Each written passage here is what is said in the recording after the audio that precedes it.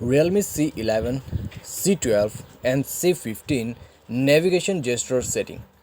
नमस्कार दोस्तों, स्वागत है आप सभी का तिकिराज यूट्यूब चैनल पर।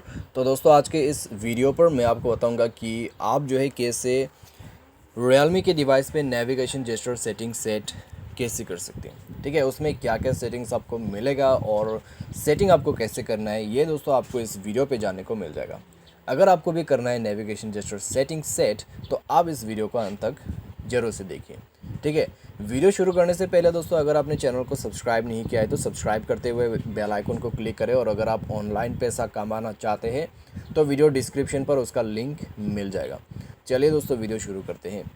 तो दोस्तों यहाँ पे आपको सबसे पहले तो जाना है अपने मोबाइल के सेटिंग पर जाके दोस्तों आप स्क्रॉल डाउन कीजिए और कॉन्वीनियंस टूल को ओपन कीजिए।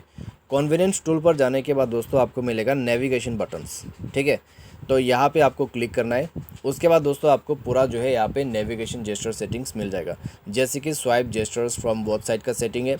अगर ये इनेबल करते हैं तो आपके सारे जो कीज़ है वो हाइड हो जाएगा। ठीक है, और आप अपने मोबाइल को दोस्तों कुछ डिफरेंट तरीके से यूज़ कर सकते हैं, जैसे कि यहाँ पे आपको दिखाया जा रहा है एग्जांपल के तौर पे।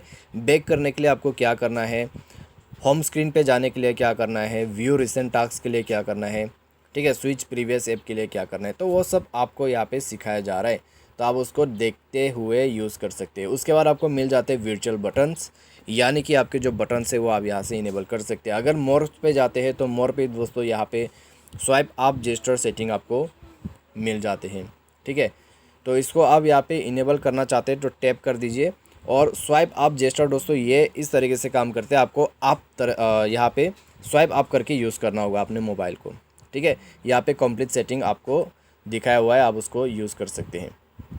तो यहाँ पे मैं दोबारा से वर्चुअल बटन कर देता हूँ, तो ये सब सेटिंग आपको देखने को मिल जाएगा। उसके बाद दोस्तों आपको यहाँ पे मिल जाएगा बटन लेआउट।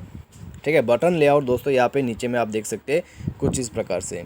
तो आपको किस तरीके का बटन्स स्टाइल चाहिए, ठीक है, किस तरीके का आपको सेट करना है बटन लेआउट में, तो वह सब यहाँ पे सेट कर सकते हैं। उसके बाद आपको मिलेगा ऑटो हाइट वर्चुअल बटन। इससे क्या होता है दोस्तों, आपके जो बटन है आप उसको हाइड कर सकते हैं। ठीक है, डाउन एरो पे क्लिक करके आप बटन्स को हाइड कर सकते हैं। तो आप स्वाइप अप करके अपने बटन्स को जो है यहाँ पे दोबारा से ऊपर में लेके आ सकते हैं और उसको यूज़ कर सकते हैं। ठीक है, वर्चुअल बटन का दोस्तों यही काम है। स्वाइप डाउन यहाँ पे जो बटन आपको दिखाई दे रहा है उसमें क्लिक करने से बटन हाइड हो जाते हैं।